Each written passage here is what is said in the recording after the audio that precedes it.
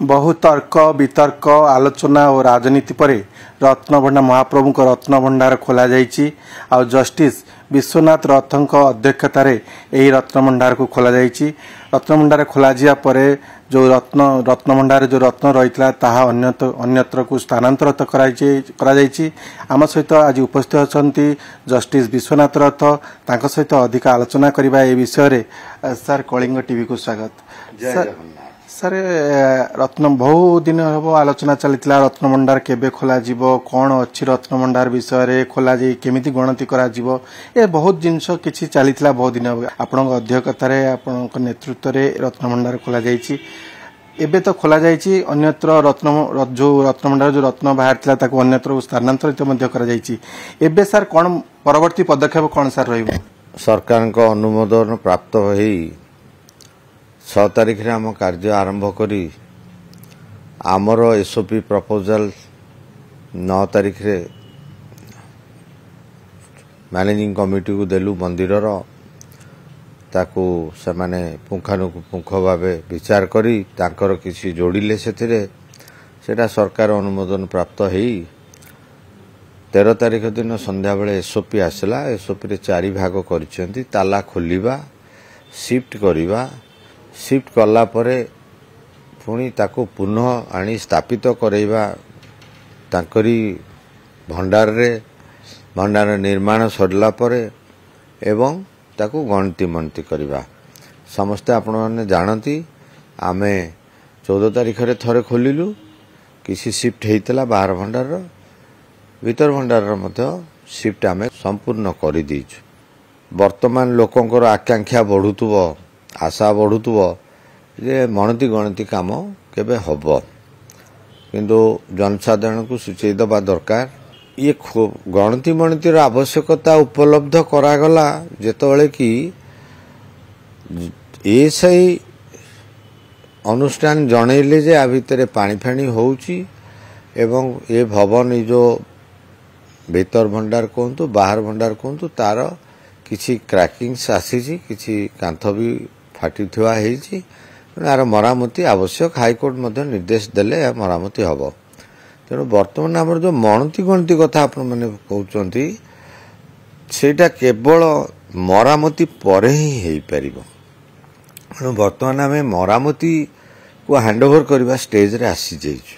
आमर आउ बर्तमान विषय वस्तु केवल रहिला आमे गणति मणति करिवु शिफ्टिंग हबो शिफ्टिंग हेई पुणी गणति मणति करिवु ए भितरे मंदिर कर्तृपक्ष एवं सरकार दायित्व से एएसआई को इन्वॉल्व करी केते शीघ्र ताकू तैयारी करिवे। अच्छा शीघ्र बोली आमे कहबा जे 5 दिन सार दियो 7 दिन सार दियो छोटिया तो जगाटे ये कथा नुह ठीक नुह भाबीबा भी ठीक नुह।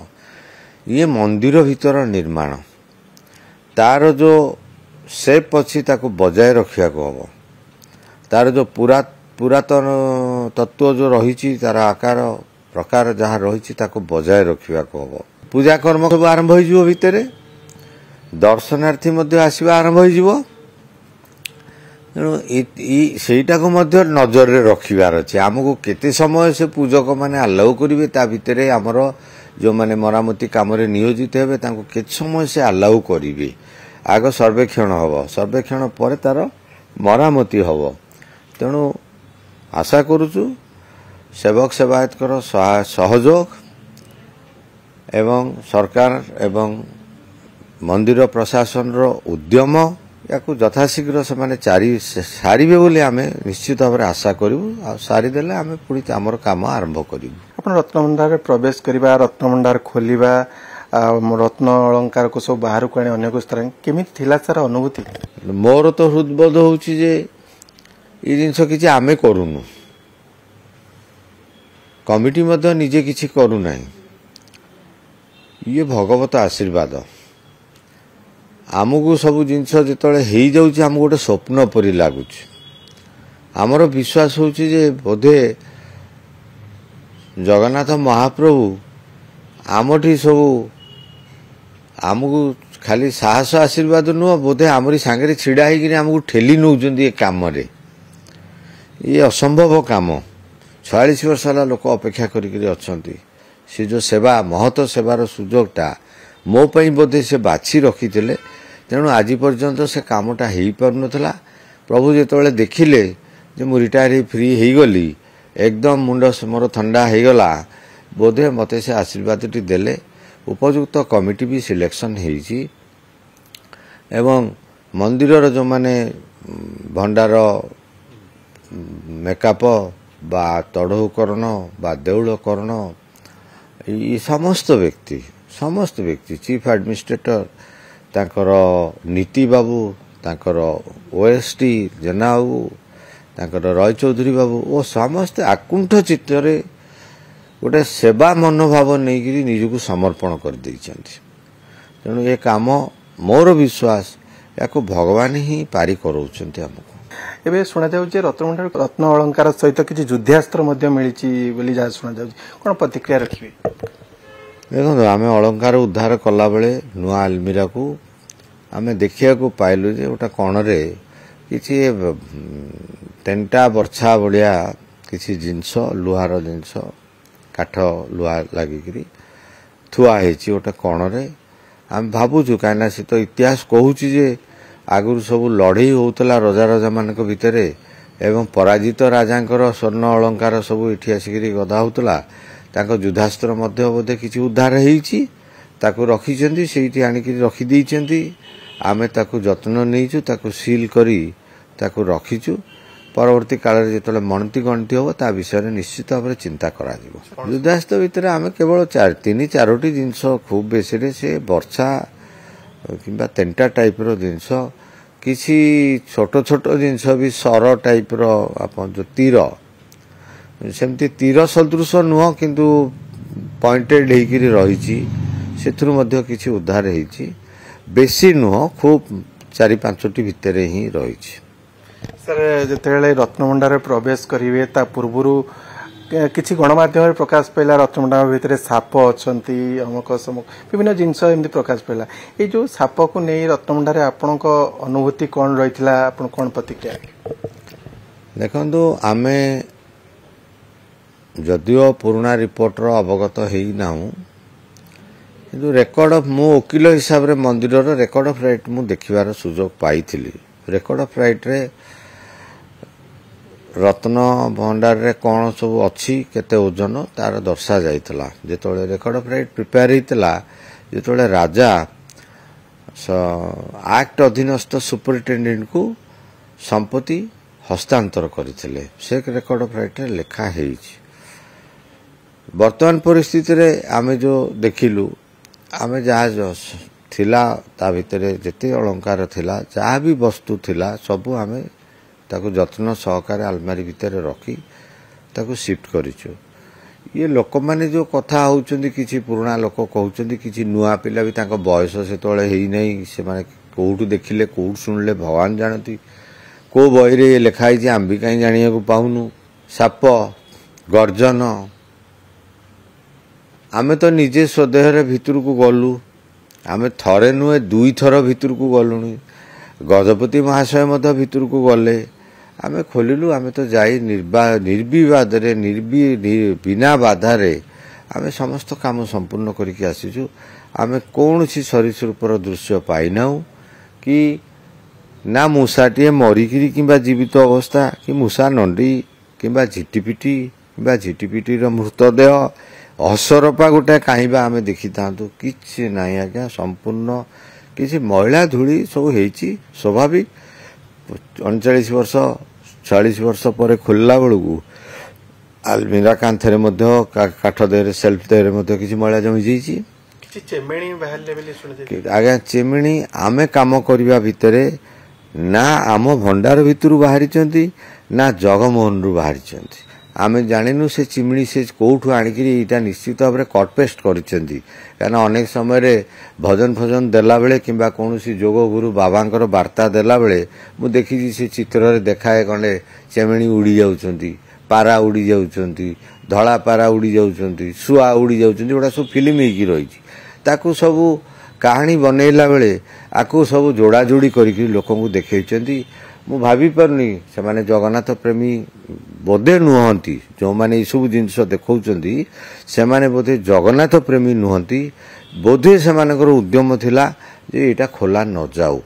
एठी गोटे कथा कहबी समग्र हिंदू प्रेमी समस्त समग्र विश्वर समग्र जगन्नाथ प्रेमी ये जो मनगढ़न कहानी किंबा कट पेस्ट करी सिनेमा सृष्टि करिसेंती एथिरे जमा व्यतिव्यस्त होंतु नहीं याकु दिह को नियंतु नहीं।